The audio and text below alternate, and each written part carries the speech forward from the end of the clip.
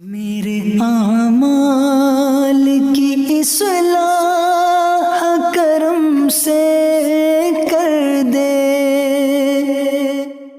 الحمدللہ رب العالمین والصلاة والسلام علی سید المرسلین، اما بعد فاعوذ باللہ من الشیطان الرجیم، بسم اللہ الرحمن الرحیم۔ پڑھیے، الصلاة والسلام علیک یا رسول اللہ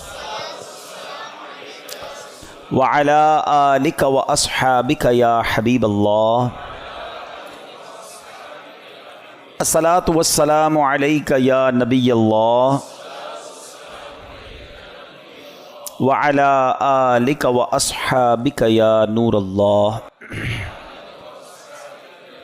درود پاک پڑھنے کے بے شمار فضائل و برکات ہیں۔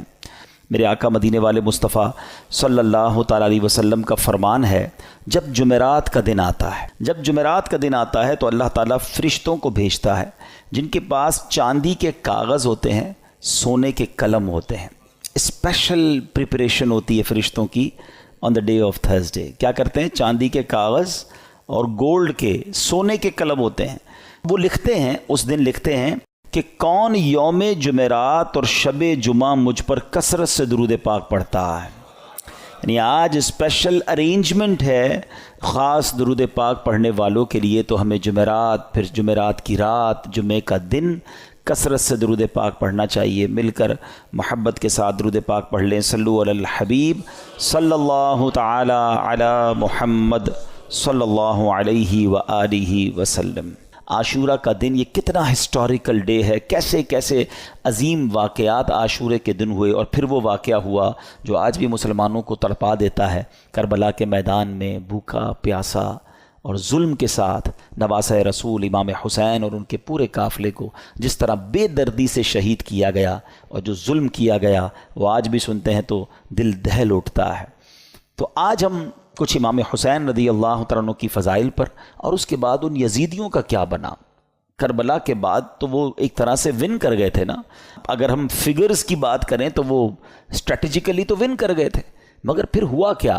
ان کو کیا وہ راس آئی وہ حکومت، اور کیا انہوں نے مزے کیے؟ کیونکہ وہ تو چاہتے تھے کہ امام حسین بھی یزید کی بیعت کر لیں، مگر اس کے بعد کنٹرول کیسا ملا اور ان کا نتیجہ کیا نکلا؟ بہت سارے درس ہیں ہمارے پاس آج کے بیان میں، اور یقیناً یہ دل کو افسردہ کرنے والی باتیں بھی ہیں۔ مگر اس سے پہلے میں کہ آپ کو پیر مہر علی شاہ صاحب، سبحان اللہ، جیسے سیدی اعلیٰ حضرت ہے نا، آئے ہائے، پیر مہر علی شاہ صاحب بھی کمال کی شخصیت ہیں۔ اللہ نے کمال کا عشق رسول عطا فرمایا اور کمال کا علم بھی عطا فرمایا۔ مگر آپ کا ایک واقعہ سنیے گا آپ۔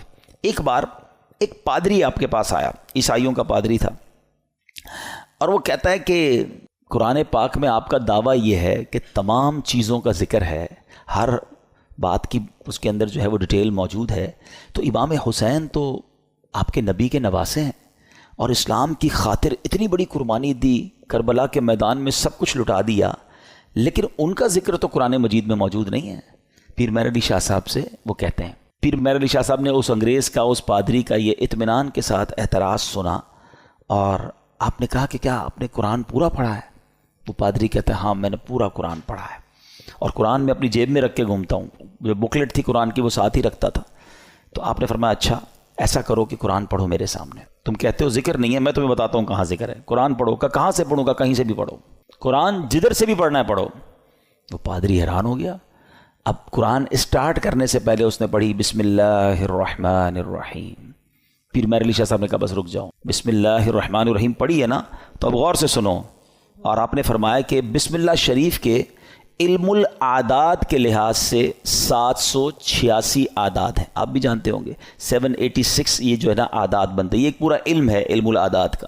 تو آپ نے فرمایا کہ نوٹ کرو، بسم اللہ الرحمن الرحیم میں 786 عدد ہیں، اور امام حسین جو لفظ امام حسین ہے اس کے عدد ہیں 210، لکھو اپنے پاس۔ امام حسین کا سن پیدائش ہے 4 ہجری، لکھو آگے 4۔ آپ کا سن شہادت 61 ہجری ہے، لکھو آگے 61۔ لفظ کرب و بلا کے جو عدد بنتے ہیں وہ بنتے ہیں 261، لکھو 261۔ امام حسن کے عدد بنتے ہیں 200. امام حسن کا شہادت جو سن ہے وہ ہے 50 ہجری. اب ان سب کو ٹوٹل کرو، جب اس نے ٹوٹل کیا تو اس کا رزلٹ بھی 786 آتا ہے. ہمارے علماء کا علم دیکھو.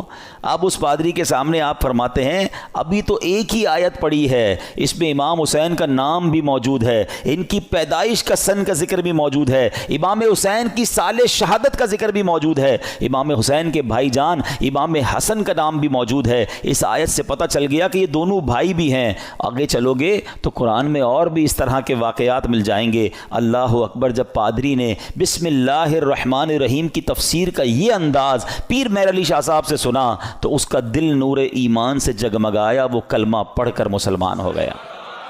یہاں پر علم قرآن اور علماء کرام کو اللہ پاک نے کیسا مقام دیا ہوا تھا یہ بھی ہمیں سیکھنے کو ملتا ہے. اور سبحان اللہ، پھر نگاہ ولی میں وہ تاثیر دیکھی، بدلتی ہزاروں کی تقدیر دیکھی. اچھا پھر آگے یہاں پر یہ بھی یاد رہے یہ تو ایک علم العادات کے ذریعے جواب تھا، ورنہ بسم اللہ شریف کے اندر کیا کچھ موجود ہے.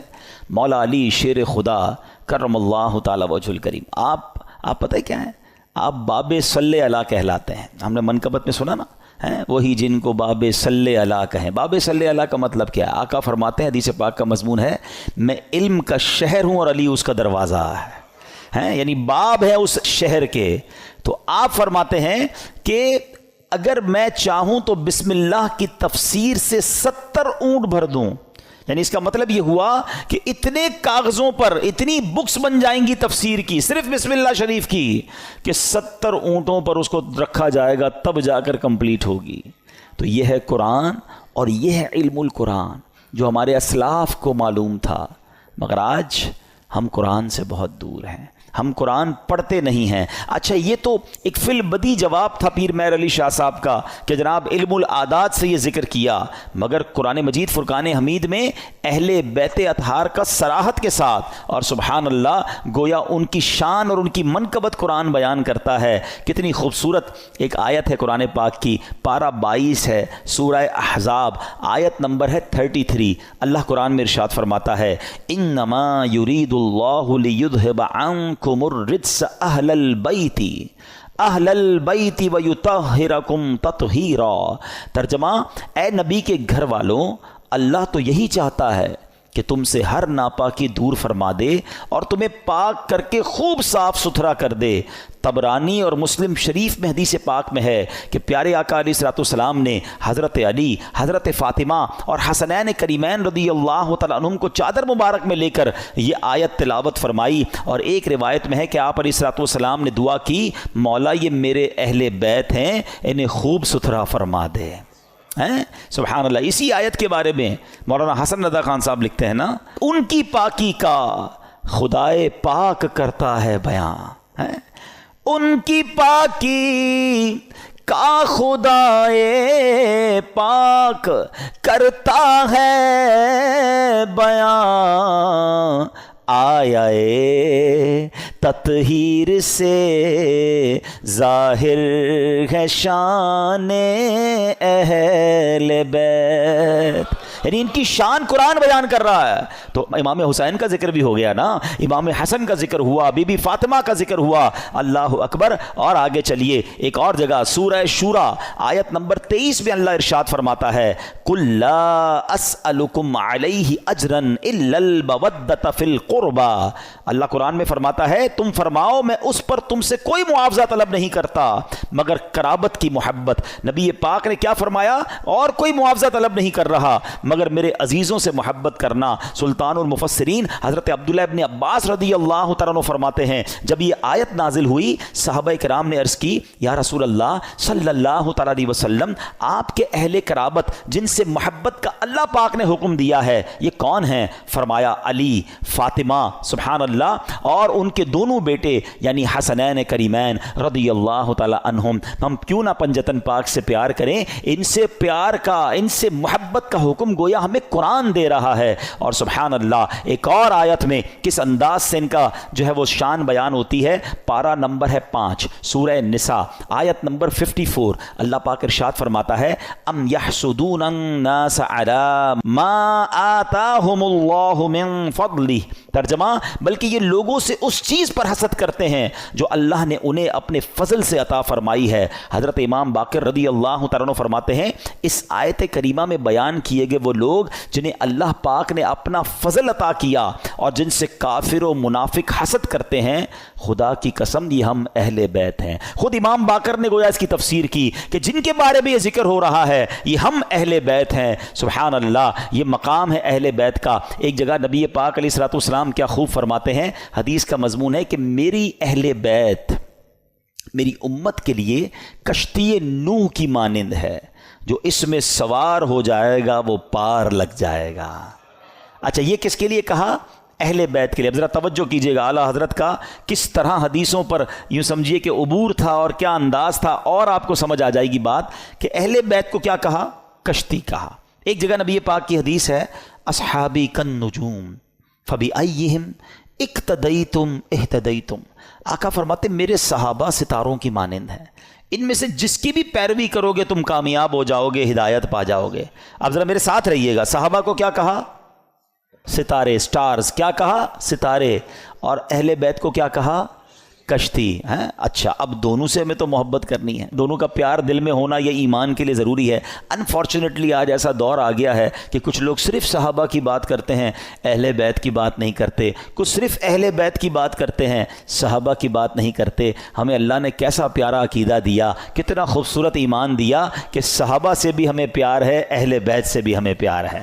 اچھا پھر سیدی اعلیٰ حضرت نے ان دونوں حدیثوں کو کس طرح ایک شعر میں پرو دیا، جو میں پہلے بیان میں سٹارٹ میں کہہ رہا تھا نا کہ اعلیٰ حضرت کو پڑھو تو سمجھ آئے گا وہ کیا ہستی ہیں، کیا مقام ہے، علم کیسا تھا. سیدی اعلیٰ حضرت کہتے ہیں اہل سنت، ہم اہل سنت والے ہیں نا، سب سے پیار ہے نا، صحابہ سے بھی اہل بیت سے بھی. سنو اہل سنت کا ہے بیڑا پار، اصحاب حضور نجم ہیں اور ناؤ ہے عطرت رسول اللہ کی. کہتے ہیں اہل سنت والوں کا تو بیڑا پار ہی لگنا ہے. اب جو تھوڑا سا اسٹڈی کرتے ہیں کہ یہ جو سمندر پار کرنے کے لیے دو چیزیں بڑی ضروری ہیں، اچھی کشتی اور ستارے. اب تو کمپاس وغیرہ آ گئے، ورنہ پہلے ستاروں سے ہی راستہ تلاش کیا جاتا تھا. تو فرمایا ہمارا تو بیڑا پار ہونا ہے، کشتی جو ہے ہماری جو اہل بیت ہے اور ستارے جو ہیں وہ ہمارے صحابہ ہیں. دونوں کا پیار دل میں ہے، دونوں کو فالو ہم کر رہے ہیں، انشاءاللہ بیڑا پار لگ جانا ہے. تو یہ ہے اہل بیت. اچھا اب اہل بیت کو ذرا وسیع طریقے سے ایک براڈ مینٹالٹی کے ساتھ سمجھیے کہ اس میں کون کون شامل ہیں. خاص اہل بیت کا ذکر تو آپ نے سن لیا کہ نبی پاک نے اپنی چادر میں بی بی فاطمہ اور حسنین کریمین کو لیا، ایک جگہ مولا علی کے بارے میں فرمایا گیا. لیکن یعنی اہل بیت میں شامل کس کس کو کیا گیا؟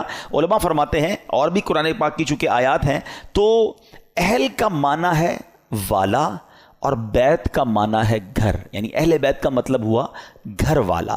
تو اہل بیت کے جو نبی پاک کے گھر والے وہ کون ہیں؟ تو سب سے پہلے پیارے آقا کی ازواج مطہرات، ٹھیک ہے، جنہیں قرآن کریم نے کیا کہا؟ امہات المومنین، مومنین کی ماں کہا. تو یہ پیارے آقا کے اہل بیت میں ہیں. پھر پیارے آقا علیہ الصلوۃ والسلام کی تمام اولاد پاک، آپ کے تمام شہزادے، چاروں شہزادیاں اور ان شہزادیوں کی اولاد، ان سب کو اہل بیت کہا جاتا ہے. سبحان اللہ. اور پھر بی بی عائشہ صدیقہ رضی اللہ تعالیٰ عنہ کا مرتبہ یہ ہے. اہل بیت میں تو ساری ازواج مطہرات ہیں، کیونکہ مولانا حسن رضا خان صاحب کی منقبت چل رہی تھی. تو آپ جب نبی پاک علیہ الصلوۃ والسلام کے ساتھ کمرے میں ہوتی اور جبریل امین جب وحی لے کر آتے نا، تو حجرہ عائشہ میں داخل ہونے سے پہلے اجازت لیا کرتے ہیں کہ حضور کیا میں اندر آ سکتا ہوں؟ Look at the status of that particular house. حجرہ عائشہ. اچھا حجرہ عائشہ کون سا ہے پتہ ہے آپ کو؟ آج جو ہم سنہری جالیوں پہ حاضری دیتے ہیں نا، جو نبی پاک آج جہاں جلوہ فرما ہے، یہ وہی گھر تھا، یہ وہی کمرہ تھا، یہ وہی حجرہ عائشہ تھا جو آج روضہ رسول بنا ہوا ہے. مولانا حسن کیا لکھتے ہیں؟ ان کے گھر میں بے اجازت جبرائیل آتے نہیں، ان کے گھر میں بے اجازت جبرائیل آتے نہیں، قدر والے جانتے ہیں قدر و شان اہل بیت۔ تو بہرحال اہل بیت کی کیا بات ہے، سبحان اللہ، یہ گھرانہ میرے حضور کا ہے، اور پھر اسی گھرانے کے چشم و چراغ امام حسین رضی اللہ تعالیٰ عنہ نے جو قربانی کی داستان رقم کی، سبحان اللہ، نانا کے دین کے پرچم کو اپنا سر کٹا کر بلند کر دیا۔ امام حسین ایسی باکرامت شخصیت ہیں کہ آپ کی جو ولادت ہے نا، آپ کی جو برتھ ہے، وہ برتھ بھی کرامت ہے۔ آپ 6 مہینے میں، آپ کا جو حمل تھا، ماں کے پیٹ میں آپ رہے، وہ 6 مہینے رہے، اور یاد رہے کہ پوری دنیا میں سیدنا یحییٰ علیہ الصلوۃ والسلام اور امام عالی مقام امام حسین کے علاوہ کوئی ایسا بچہ زندہ نہیں رہا جس کی مدت حمل 6 ماہ ہوئی ہو۔ یعنی آپ فرام دا ڈے 1 آپ کی ولادت ہی کرامت ہے۔ اور سبحان اللہ، آپ کے رخسار مبارک کا حال یہ تھا، آپ کے چہرے پر نور ایسا تھا کہ آپ کے دونوں رخسار سے ایسا نور نکلتا تھا کہ کمرے اور دیواریں روشن ہو جایا کرتے تھے۔ اور کیوں نہ ہو، کس کے نواسے ہیں، کن کے پھول ہیں، آقا کی نگاہوں کے تارے ہیں۔ اور پھر تو جبھی تو کہتے ہیں، مل کر پڑھ لیں، تیری نسل پاک میں ہے بچہ بچہ نور کا، تیری ہے بچہ بچہ نور کا، تو ہے عین نور تیرا سب گھرانہ نور۔ سبحان اللہ۔ اب یہ جو امام حسین رضی اللہ تعالیٰ عنہ جب کربلا کے لیے روانہ ہوئے نا، تو آپ سے مزید کرامتوں کا ظہور ہوا، اور علماء کہتے ہیں یہ جو کرامتیں تھیں نا، بیسیکلی یہ اتمام حجت کے لیے تھیں، مزید ان کو سمجھانے کے لیے تھی کہ دیکھو میں کون ہوں، میرے ساتھ کیسے معاملات ہو رہے ہیں، مجھ پر ظلم نہ کرو۔ مگر ان ظالموں کی آنکھوں پر لالچ کا ایسا پردہ تھا۔ امام حسین فرسٹ آف آل آپ نے مدینے سے کوچ کیا اور اب مکے آیا۔ اب اسی راستے میں سیدنا ابن مطیع رحمۃ اللہ تعالی سے ملاقات ہوئی۔ انہوں نے عرض کی کہ حضور میرے کنویں کا پانی بہت کم ہے، برائے کرم آپ دعائے برکت سے نواز دیجئے۔ آپ رضی اللہ تعالیٰ عنہ نے اس کنویں کا پانی طلب کیا، اور جب پانی کا ڈول حاضر کیا گیا تو آپ نے اس میں سے پانی کچھ پیا بھی، نوش بھی فرمایا، اور کلی بھی کر دی، اور ڈول کو واپس کنویں میں ڈال دیا گیا۔ جب وہ پانی جو ہے وہ کنویں میں گیا، کنویں کا پانی بھی بڑھ گیا اور میٹھا اور لذیذ بھی ہو گیا۔ سبحان اللہ۔ تو یہ امام حسین کی کرامتوں کا سلسلہ رہا۔ اس کے بعد جب آپ بالکل ایگزیکٹلی 10 محرم الحرام کا دن آ گیا، یاد رہے کہ وہ دن جمعہ کا دن تھا، 10 محرم الحرام جب یہ واقعہ ہوا، کربلا کے میدان میں آپ خطبہ ارشاد فرما رہے ہیں، ان کو سمجھا رہے ہیں کہ دیکھو میں کون ہوں، یہ ظلم مت کرو۔ تم کیا جواب دو گے جس کا کلمہ پڑھتے ہو اس نبی علیہ الصلوۃ والسلام کو؟ اس وقت آپ کے جو خیمے تھے، جہاں خاندان کے افراد تھے، وہاں خندق میں ایک آگ بھی جل رہی تھی۔ تو ایک بد زبان یزیدی نے بکواس کرتے ہوئے کہا کہ اے حسین، تم نے وہاں کی آگ سے پہلے یہی آگ لگا دی ہے۔ یعنی معاذ اللہ وہ یہ کہنا چاہ رہا تھا کہ اے حسین، مرنے کے بعد بھی تمہیں جہنم کی آگ میں جانا ہے۔ امام علی مقام نے جب یہ سنا تو آپ نے کہا کہ اے دشمن خدا، تو جھوٹا ہے، کیا تو یہ گمان کرتا ہے کہ میں دوزخ کی آگ میں جاؤں گا؟ امام علی مقام کے قافلے کے جانثار نے کہا کہ آپ مجھے اجازت دیں تو میں ابھی اس کا سر قلم کر دوں۔ آپ نے اجازت نہیں دی۔ آپ نے فرمایا حملے کا آغاز ہماری طرف سے نہیں کرنا، ہو سکتا ہے یہ پرووک کر رہے ہوں، یہ اس لیے ہمیں کہہ رہے ہیں کہ ہماری طرف سے پہل ہو جائے، اور یہ کہیں ہم نے تو حملہ نہیں کیا تھا، امام حسین والوں نے پہلے حملہ کیا۔ حالانکہ اس قدر بڑی گستاخی کی تھی، آپ نے اپنے ساتھی کو روک دیا، مگر آپ نے اللہ کی بارگاہ میں دعا کی۔ دل بڑا دکھا ہوا تھا کہ ایسی بات اس نے کر دی۔ آپ نے کہا اے رب قہار، اس کو عذاب نار سے قبل بھی اس دنیا میں بھی آگ کا عذاب عطا فرما۔ آپ کی دعا قبول ہوئی۔ وہ بندہ جو گھوڑے پہ بیٹھا تھا، اس کے گھوڑے کو جھٹکا لگا، گھوڑا خود ہی دوڑتا ہوا گیا، اور وہ گھوڑے سے جب جہاں گرا تو وہاں آگ لگی ہوئی تھی۔ اسی خندق میں یہ بندہ جا کر گرا، اور وہ بد نصیب آگ میں جل کر بھسم ہو گیا۔ امام علی مقام نے سجدہ شکر ادا کیا اور اللہ تعالیٰ کی بارگاہ میں عرض کی کہ یا اللہ، تیرا شکر ہے کہ تو نے آل رسول کے گستاخ کو سزا دی۔ اب یہاں بھی ان کے سامنے یہ واقعہ ہو رہا ہے، سارے لوگ دشمن سامنے کھڑے ہیں، اور یہ آپ کی دعا قبول ہو رہی ہے, آپ کے گستاخ کو سزا مل رہی ہے, مگر وہ سمجھنے کے لیے تیار نہیں ہے, وہ انڈرسٹینڈ کرنے کے لیے تیار نہیں ہے. آپ یقین کریں, جو کربلا کے میدان میں امام حسین نے خطبہ دیا ہے نا ان یزیدیوں کے سامنے, لاسٹ خطبہ, حالانکہ اپنے سارے شہید ہو چکے تھے, مگر پھر بھی, حالانکہ اس وقت تو عام آدمی تو یہ سوچے کہ اب انہوں نے سب میرے بندے مار دیے, اب میں نے ان کو نہیں چھوڑنا. اب آخری وقت بھی سلو کی بات کرتے رہے, انہیں سمجھانے کی بات کرتے رہے, انہیں یہ بتاتے رہے کہ میں کون ہوں, یاد کرو میرے آقا مجھے کیا کہا کرتے تھے, تم قیامت کے دن اس ظلم کا جواب کیسے دو گے. یعنی یہ بھی امت رسول سے پیار ہے کہ یہ اس عذاب میں نہ گرفتار ہو جائیں. اتمام حجت کی گئی مگر وہ یزیدی نہ مانے. اب ایک بات ذہن میں آتی ہے, اب یہ بڑا اہم کوسچن ہے کہ یزیدی جو بھی تھے تو کلمہ پڑھنے والے, اللہ کو مانتے تھے, اللہ کے نبی کو مانتے تھے, معلوم بھی تھا یہ اللہ کے نبی کے نواسے ہیں. وہ ریزن کیا تھا جو اتنے بڑے ظلم پر یہ ریڈی ہو گئے؟ یہ ریزن پکڑنا بہت ضروری ہے, اور یہ ہم سب کو آج سیکھ کر جانا ہے. یعنی کوئی بھی محفوظ نہیں ہے. میں آپ کو تھوڑا سا آج کل کے زمانے کا ایک دو انسیڈنٹ بتا دیتا ہوں تاکہ آپ کو اندازہ ہو جائے. ہم لوگ سمجھ رہے ہوتے ہیں یار یزیدیوں نے اتنا بڑا کام کر دیا, ہم تو کبھی بھی کوئی ایسی غلط حرکت نہیں کر سکتے. کوئی اپنے آپ کو محفوظ نہ سمجھے. ہاں, بیسک جو ان کے ریزن تھا نا وہ تھا لالچ, اور وہ لالچ تھی پیسے کی, اقتدار کی. جب یہ لالچ طاری ہوتی ہے نا انسان پہ, پہلے تھوڑا سا سمجھیے گا. آپ کو لگتا ہے یار مجھ پہ کچھ بھی ہو جائے میں ایسا ظلم تھوڑی کر سکتا ہوں, کتنا بھی پیسہ مجھے کوئی دے دے میں جان دے دوں گا, کبھی کسی کو قتل نہیں کروں گا, نواسہ رسول تو بہت دور کی بات ہے. یہ بولنا اور ہے, لیکن ایک وقت آتا ہے جب انسان کے دل پر شیطان کا قبضہ ہو جاتا ہے. آپ پڑھتے ہیں خبریں, 5 سال کے بچے اور 4 سال کی بچی کے ساتھ جو واقعات ہو رہے ہیں, کیا کوئی خوشی سے کرتا ہے یہ کام؟ ذرا سوچئے, جب وہ یہ کام کر جاتا ہوگا اس کے بعد خود اس کو کتنی ندامت ہوتی ہوگی, یہ میں نے کیا کر دیا. پھر اسی وجہ سے بچنے کے لیے اس بچی کو قتل بھی کر دیا جاتا ہے. یعنی یہ واقعات ہم سنتے ہیں تو ہماری عقل حیران ہو جاتی ہے کہ یہ انسان تھا یا درندہ تھا. میں آپ سے یزیدیوں کی تو بات نہیں کر رہا, آپ کے وطن میں رہنے والوں کی بات کر رہا ہوں. اس کا مطلب کیا ہوا؟ ایٹ دیٹ ٹائم جب وہ یہ عمل کر رہا تھا اس کا دل شیطان کی مٹھی میں تھا, اس کو ہوس نے اندھا کر دیا تھا. تو یہ واقعات مجھے اور آپ کو یہ سوچنے پر مجبور کرتے ہیں کہ کوئی اپنے آپ کو محفوظ نہ سمجھے. یہ ایک لمٹ ہوتی ہے انسان کی. ایک حدیث پاک ہے نا, بڑی مشہور حدیث پاک ہے جس کا مضمون ہے کہ جب بندہ ایک گناہ کرتا ہے نا, میرے ینگسٹر ذرا غور سے سنیں, ایک گناہ کرتا ہے اس کے دل پر ایک بلیک ڈاٹ لگ جاتا ہے, گناہ کرتا رہتا ہے پھر دل پورا سیاہ ہو جاتا ہے. اب اس پر ہدایت کی کوئی بات اثر نہیں کرتی. یہ جو روز شراب پیتے ہیں, جناب پارٹی کرتے ہیں, حرام کام کرتے ہیں اور گندی چیزیں دیکھ رہے ہوتے ہیں, دوستوں میں بیٹھے گناہ کر رہے ہوتے ہیں, نمازیں قضا کر رہے ہوتے ہیں, اپنے آپ کے بارے میں یہ ضرور سوچ رہے ہوتے ہیں کہ میں اتنا بھیانک کام نہیں کروں گا, مگر ایک وقت آتا ہے کہ دل سیاہ ہو جاتا ہے.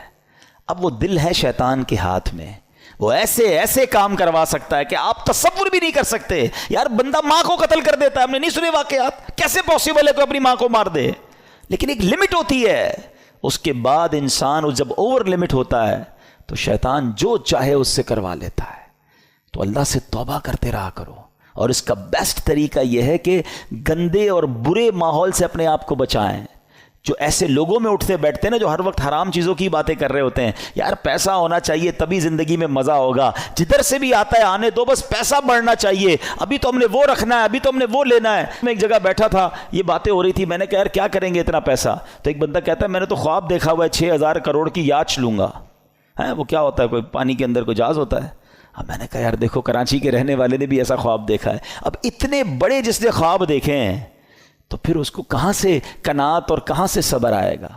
اللہ کی رضا پر راضی رہنا ہم کب سیکھیں گے؟ تو بہرحال میرے پیارے اسلامی بھائیوں, سوچو اس بات کے, یہ کیسے, اس ریزن کو پکڑیے. یزیدیوں کے ایسا کیا ہو گیا تھا کہ یہ اندھے ہو گئے تھے؟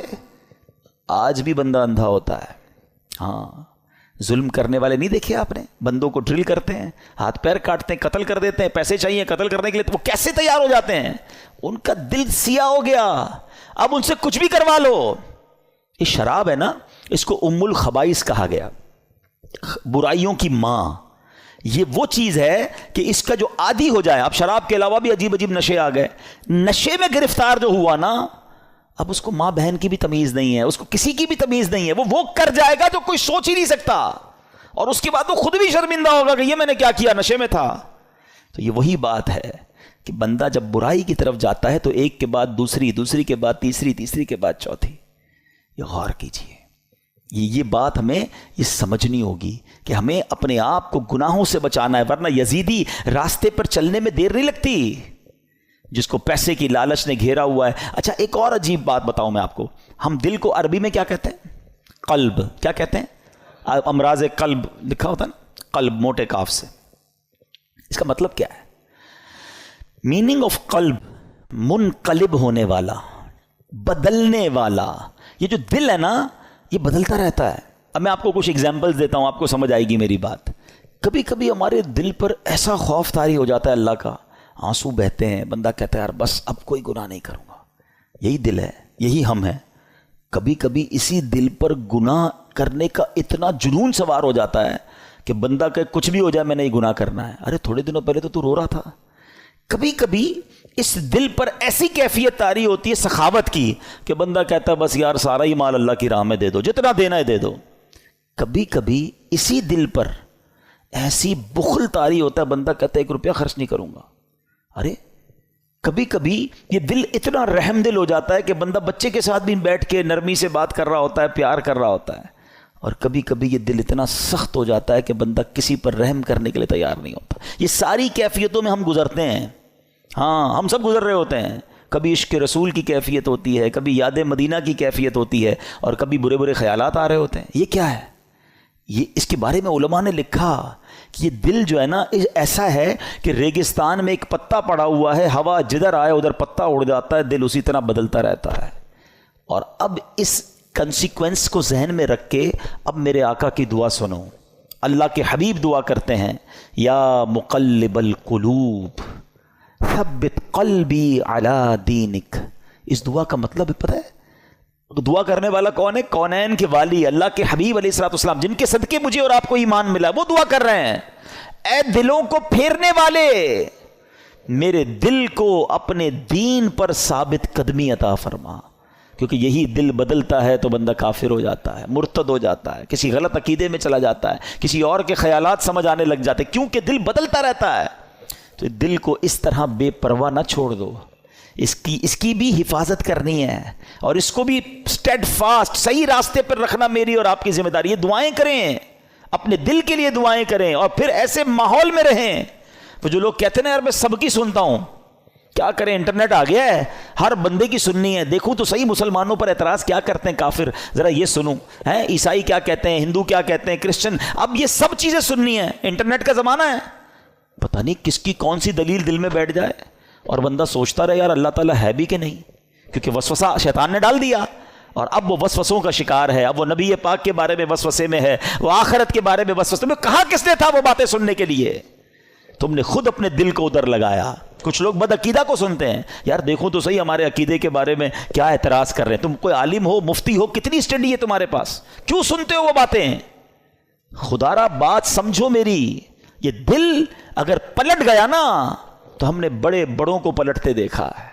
اور یہ یزیدی ہمارے سامنے ایک پوری مثال موجود ہے، بڑے یعنی سب کچھ پتا تھا انہیں، مگر جب شیطان آنکھوں پر لالچ کا پردہ، ہوس کا پردہ ڈالتا ہے تو انسان وہ کچھ کر جاتا ہے کوئی سوچ بھی نہیں سکتا. بلم بن باورا یاد ہے آپ کو؟ یہ وہ شخص تھا کہ جو مستجاب الدعوات تھا، سر اٹھاتا تھا تو لوح محفوظ کو دیکھ لیتا تھا. اتنا بڑا عبادت گزار. اور لالچ کیا کی؟ جب بنی اسرائیل والے گئے پیسے لے کر کہ آپ پیسے لیں آپ کی ساری دعائیں قبول ہوتی ہیں، حضرت موسیٰ کے خلاف ذرا بد دعا کر دیں. پہلے تو اس نے دوڑا دیا کہ پاگل ہو گئے، میں اللہ کے نبی کے بارے میں بد دعا کروں گا. اور پیسے بڑھائے اور انعام بڑھائے، عورتیں دیں، بہت سارے کام کیے انہوں نے. وہی بات، اتنا بڑا عبادت گزار تھا، کیا اسے نہیں پتا تھا؟ مگر جب لالچ اور شیطان غالب ہو جاتا ہے، بلم بن باورا نے وہ بدبختی کی کہ حضرت موسیٰ کے خلاف بد دعا کرنے چل پڑا. مگر اللہ کی شان دیکھیں، وہ بد دعا حضرت موسیٰ کے خلاف کرتا تھا، الفاظ اپنے لیے نکلتے تھے، اس کی زبان لٹک گئی اور کفر پر اس کا خاتمہ ہوا. اب علماء فرماتے ہیں کہ اصحاب کہف کا جو کتا تھا نا، کیونکہ وہ اصحاب کہف کے ساتھ تھا، اچھوں کے ساتھ رہا، وہ کتا جو ہے جنت میں بلم بن باورا کی شکل میں جائے گا اور بلم بن باورا جہنم میں کتے کی شکل میں ڈالا جائے گا. یہ ڈرتے رہنا ہے ہمیں. یہ واقعہ سننا اپنی جگہ ہے، مگر یہ جو ظلم کیا گیا نا، ریزن کیا تھا؟ پیسے تھے، لالچ تھی، اقتدار تھا. اس سے سمجھ ہی آئی بات کہ لالچ، ہوس، اور جب بندہ شیطان کا پیروکار بن جاتا ہے پھر اس سے کچھ بھی متوقع ہے. آپ کبھی یہ نہ سوچیں کہ میں یہ گناہ نہیں کر سکتا. یہ سمجھ لیں اپنے لیے زوال کا آپ نے شروع کر دیا. جو اپنے آپ کو محفوظ سمجھتا ہے نا کہ یار بس میں نہیں، میں بڑا پکا ہوں. کوئی پکا نہیں ہے بھائی. جب اللہ کے نبی دعا کر رہے ہیں تو میں اور آپ کون ہیں؟ ہمارے صحابہ لرزتے تھے، روتے تھے، اللہ سے دعا کرتے تھے ایمان کی حفاظت کے لیے. پیران پیر سیدی غوث اعظم رضی اللہ تعالیٰ عنہ کہتے ہیں، لوگ کہتے ہیں آج عید کا دن ہے، عید کا دن ہے. عبد القادر کے لیے عید کا دن وہ ہوگا جب وہ اپنا ایمان سلامت لے کر قبر میں جائے گا. غوث پاک ہیں، ولیوں کے سردار، کہتے ہیں ایمان بچا کر قبر میں جانا یہ بہت مشکل ہے. آج کے دور میں تو اور مشکل ہے. سیدی اعلیٰ حضرت نے 100 سال پہلے ایک بات کر دی تھی کہ سونا جنگل، رات اندھیری، چھائی بدلی کالی ہے، سونے والو جاگتے رہیو، چوروں کی رکھوالی ہے. ادھر چور گھوم رہے ایمان کے.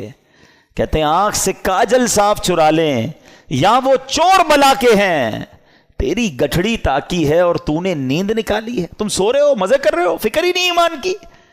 ایمان کی فکر کرو، اعمال کی فکر کرو. اچھی صحبت بہت ضروری ہے. آج بھی یزیدی ٹولہ موجود ہے جو لوگوں کے ایمان چھیننے کے لیے اور برائیوں کی طرف مسلمانوں کو لگانے کے لیے تیار ہے. ہمیں ڈھونڈنا ہے آج کے دور میں بھی حسینی لوگوں کو کہ وہ کون ہے جو سچے پنجتن کے غلام ہیں اور ہمیں حسینی طریقے پر چلاتے ہیں اور پکڑ پکڑ کر ہمیں گناہوں سے بچاتے ہیں. ہمیں اللہ کی اس نعمت پر اللہ کا شکر ادا کرنا چاہیے جو دعوت اسلامی کی صورت میں ہمیں یہ ماحول ملا ہوا ہے. اللہ اس ماحول پر ہم سب کو استقامت عطا فرمائے. اب میں آپ کو بتاتا ہوں ان ظالموں نے کرنا تھا جو کر لیا. ہوا کیا؟ کتنے پیسے مل گئے، کتنے مزے کر سکے، انجام کیا ہوا؟ یاد رہے کہ جس بدبخت خولی بن یزید نے امام حسین کا سر انور تن سے جدا کیا تھا نا، سر سے کاٹا تھا معاذ اللہ، چند ہی برس کے بعد اس کا کیا انجام ہوا کہ مختار ثقفی، اب اس کے بارے میں آگے جا کے بتاتا ہوں، اس شخص نے قاتلین امام حسین کے لیے ایک آرڈر نافذ کیا اور کہا کہ کربلا کے میدان میں جو بھی یزیدی لشکر میں تھا وہ جہاں پایا جائے اسے مار ڈالا جائے. یہ حکم سن کر کوفہ کے جفا شعار سورما بصرہ بھاگنا شروع ہوئے. مختار کے لشکر نے ان کا تعقب کیا، جدھر جو ملا اس کو کاٹ ڈالا، اس کو مار ڈالا. خولی بن یزید وہ خبیث تھا جس نے امام علی مقام کے سر انور کو تن سے جدا کیا تھا. یہ بھی گرفتار ہوا، مختار کے پاس لایا گیا. مختار نے آرڈر کیا دیا، دونوں ہاتھ دونوں پیر پہلے کاٹے جائیں، پھر سولی پر چڑھایا جائے اور پھر آگ میں جھونک دیا جائے. اس طرح لشکر ابن سعد کے تمام کو شریروں کو بڑے جس کو کہیں کہ صحیح طریقے سے ہلاک کیا گیا. 6000 کوفی جو امام علی مقام کے قتل میں شریک تھے ان کو طرح طرح کے عذابوں کے ذریعے ہلاک کیا گیا. کیا منقبت کا ایک اشعار ذرا سنیں، دل دہلا دیتے کہ ان کا ہوا کیا حشر. آپ فرماتے ہیں اے تشنگان خون جوانان اہل بیت، دیکھا کہ تم کو ظلم کی کیسی سزا ملی. رسوائے خلق ہو گئے، برباد ہو گئے، مردود و تم کو ذلت ہر دو سرا ملی. دنیا پرستو دین سے منہ موڑ کر تمہیں دنیا ملی نہ عیش و طرب کی ہوا ملی. تم نے اجاڑا حضرت زہرا کا بوستان، تم نے اجاڑا حضرت زہرا کا بوستان، تم خود اجڑ گئے تمہیں یہ بد دعا ملی. آخر دکھایا رنگ شہیدوں کے خون نے، سر کٹ گئے امانہ تمہیں ایک ذرا ملی. اور ذرا مقطع سنو، کہتے ہیں پائی ہے کیا نعیم انہوں نے ابھی سزا، ابھی سزا تو ملی نہیں ہے. پائی ہے کیا نعیم ابھی انہوں نے سزا، دیکھیں گے وہ جہیم میں جس دن سزا ملی. ابھی تو انہیں آخرت کا عذاب ملنا باقی ہے. اچھا، اب خولی بن یزید کا یہ حال ہوا. ایک حدیث پاک سن لیں، ہم لالچ پر بات کر رہے تھے نا، لالچ کتنی بری چیز ہے. اللہ کے حبیب علیہ الصلوۃ والسلام فرماتے ہیں ترمذی کی حدیث، 2 بھوکے بھیڑیے بکریوں میں چھوڑ دیے جائیں وہ اتنا نقصان نہیں پہنچاتے جتنا کہ مال مرتبے کا لالچ انسان کے دین کو نقصان پہنچاتا ہے.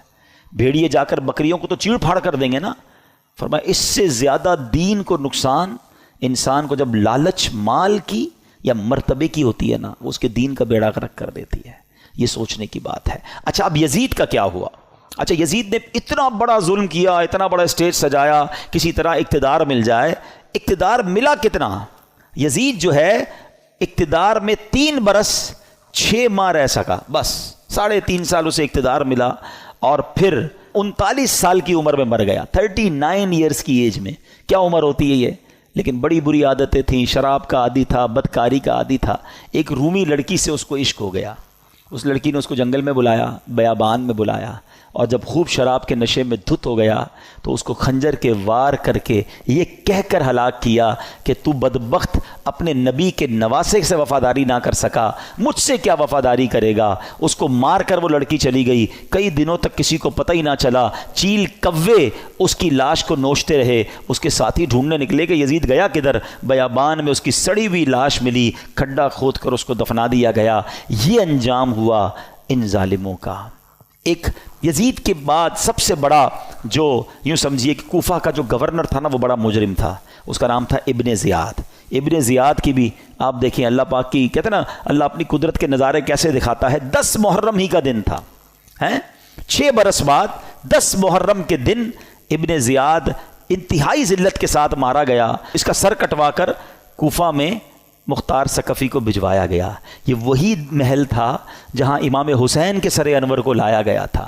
ٹھیک 6 سال بعد ابن زیاد کے سر کو لایا گیا.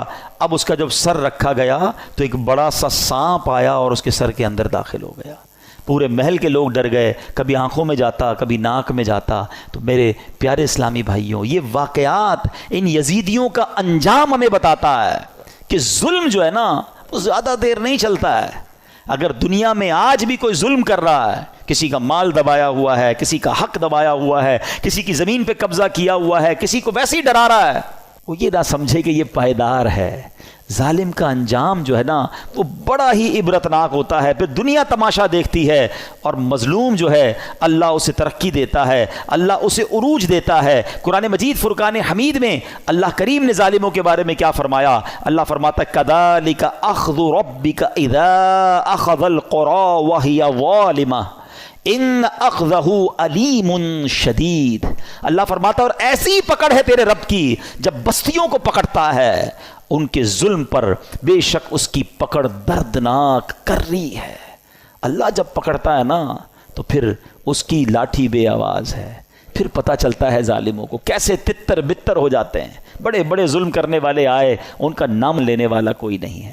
تو میرے میٹھے اسلامی بھائیوں، ظالم ہونا یہ یزیدی طریقہ ہے، مظلوم ہونا یہ حسینی طریقہ ہے. کبھی ظلم ہو بھی جائے نا تو ظلم کا بدلہ ظلم سے نہیں دیا جاتا. اس نے ہمارے بندے مارے، ہم اس کے بندے مار دیں. آج کل یہی ہو رہا ہے. دشمنیاں چلتی ہیں ہمارے یہاں نہیں تو کبھی قبائلی علاقوں میں چلے جائیں. ہمارا جب دورہ ہوتا ہے بلوچستان میں اور اندرون سندھ میں تو پتہ چلا وہ خاندانی اور قبائل کی لڑائی چل رہی ہے. انہوں نے ہمارے بندے مارے، اب ہم ان کے ماریں گے. اسی چکر میں زندگیاں گزر گئیں. ختم کریں ان چیزوں کو. ظلم کرنے والا کبھی کامیاب نہیں ہوتا. اللہ مظلوم کے ساتھ ہوتا ہے، مظلوم کی دعا سنی جاتی ہے. تو ہمیں اللہ ہمیشہ ظلم سے محفوظ فرمائے کہ انشاءاللہ ہماری وجہ سے کسی مسلمان کو تکلیف نہیں پہنچے گی. ہم تکلیف سہ لیں گے، صبر کر لیں گے، لیکن کسی کو تکلیف نہیں پہنچائیں گے، کیونکہ امام حسین کے پیچھے پیچھے جنت میں جانا ہے نا انشاءاللہ. اللہ پاک ہمیں کربلا والوں کا فیضان نصیب فرمائے اور ان کی قربانیاں اور ان کی مزارات پر کروڑوں رحمتوں کی بارش نازل فرمائے، اور ان کے صدقے ہمیں بھی دین متین کی خاطر قربانی دینے والا بنائے. قربانی دینے کے عادی بنو. چھٹی ہوگی تو اجتماع میں جائیں گے، چھٹی ہوگی تو جناب کوئی نیکی کا کام کریں گے، ورنہ تو کاروبار ہی کرنا ہے. ایسا نہیں، وقت کی قربانی دیں. آپ سے جان کی تو ابھی کوئی قربانی نہیں مانگ رہا، ایٹ لیسٹ وقت کی تو قربانی دیں. مدنی قافلے دعوت اسلامی کے سفر کرتے ہیں، قافلوں میں سفر کریں، دین کے لیے وقت دیں، قرآن پڑھنے کے لیے وقت دیں، علم دین سیکھنے کے لیے وقت دیں، کچھ اچھا بڑا کام دین کا کرنے کے لیے وقت دیں. تو انشاءاللہ یہ وقت کا ایک ایک لمحہ بھی آپ کو کام آئے گا. اللہ پاک ہمیں عمل کرنے کی توفیق دے. میرے اعمال کی اصلاح